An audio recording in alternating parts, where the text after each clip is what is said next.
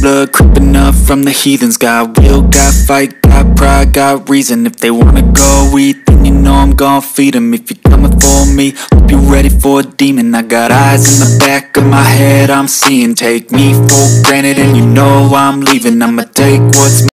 So hi guys, welcome back again to my YouTube channel and welcome to my vlog. So another update tayo. So kahapon, may nabasa ako sa comment na nabitin daw sila sa premiere ko. Yan, oo naman, syempre, masakit talaga ang mabitin.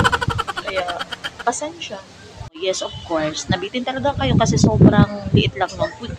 Premiere lang yun, nasa 2 minutes lang yun eh. So, ayan.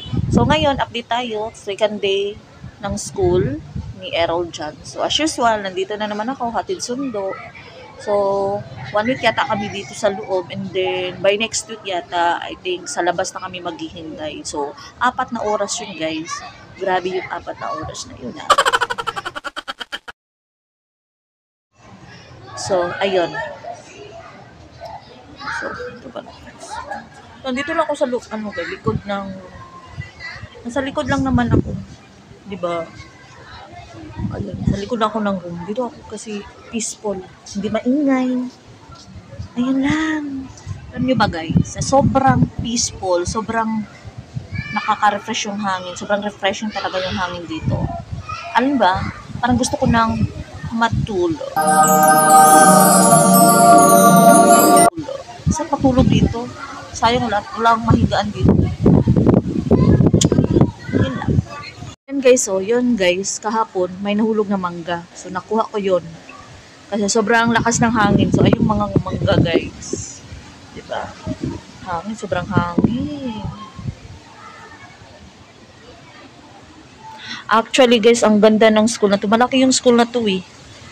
Oo, kung lilibutin natin, Diyos ko po, mapapagod ako sa kakalakad. So, wag na lang. Next time na lang po, ha? Alam niyo ba guys, kahapon, yung isang mother, hindi niya alam na nag-vlog ako.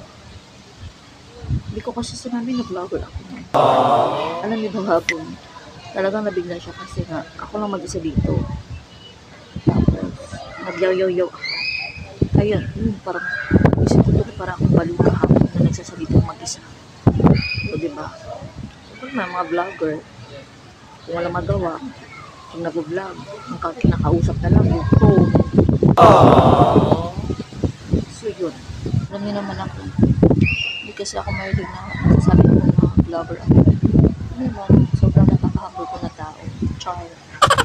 Guys, uwi na kami. Labasan na, labasan. Labasan na ng mga estudyante.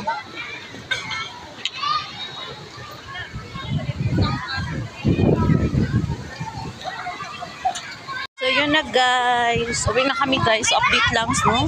So thank you for watching guys. Yan. Malabas na kami ng gate. Si Poknat o si Natalia, si Poknat. Bye bye, see you in my next vlog guys.